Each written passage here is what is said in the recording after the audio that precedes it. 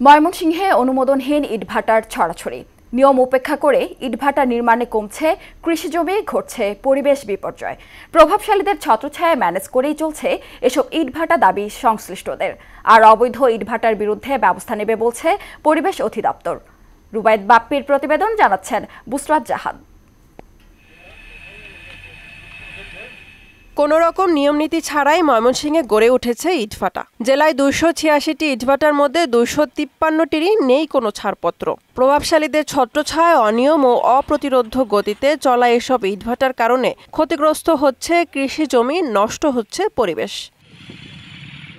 ভাটার ধোঁয়ায় ফলন না হওয়ার অভিযোগ স্থানীয় কৃষকদের। ইট ফেলার যে ধোঁয়া, এই ধোঁয়ায় কিন্তু আমরা ফসলের বিশাল ক্ষতি হয়। এটার মধ্যে তো আর কোনো ফসিলই হইতে চায় না, যেহেতু মনে করেন যে উর্বরতা মাটিটা ছিল, এই মাটিটা তো নিচে ভেতরে মনে করেন শক্ত মাটি। কোনো ইটভাটার মালিকের দাবি প্রশাসনকে ম্যানেজ করে তারা ভাটা চালাচ্ছেন। আমরা মনে করুন যে একক ব্যবস্থা দেওয়া না, আমাদের ফুলপুরে যে ইটভাটা আছে এটা সব টাকা একখানে মিলে লালমাল ভাই আর কি, এটা টিউনের কাছে দেয়া না কার কাছে দেয়া এটা আমি সঠিকটা বলতে পারবো। যদিও এমন অভিযোগ অস্বীকার করেছেন জেলা ইটভাটা মালিক সমিতির এই সভাপতি। না করলাম যে আমি নেই না, তাই না? না না না না, আমার এই কোনো প্রয়োজন আমার নাই, আমার লাইসেন্স আছে, আমার কোনো সমস্যা নাই। অভিযোগ আছে এসব ভাটার শ্রমিকদেরও ন্যায্য মূল্য দেওয়া হয় না।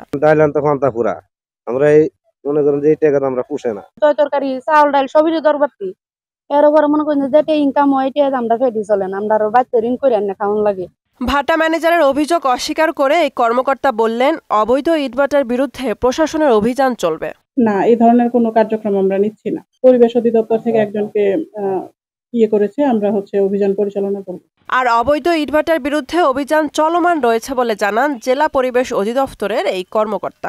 যত অবৈধ ইটভাটা আছে, ইটভাটার বিরুদ্ধে আমরা মোবাইল কোর্ট পরিচালনা সহ মামলা দায়ের বলেন বা এনফোর্সমেন্টের মাধ্যমে জরিমানা সহ আমাদের আইনানুগ কার্যক্রম এটা অব্যাহত থাকবে। ইটভাটা পরিচালনায় আইনের যথাযথ প্রয়োগে কার্যকরী উদ্যোগ বাস্তবায়ন করবে কর্তৃপক্ষ, এমনটাই প্রত্যাশা সকলের। বুসরাত জাহান, মোহনা সংবাদ।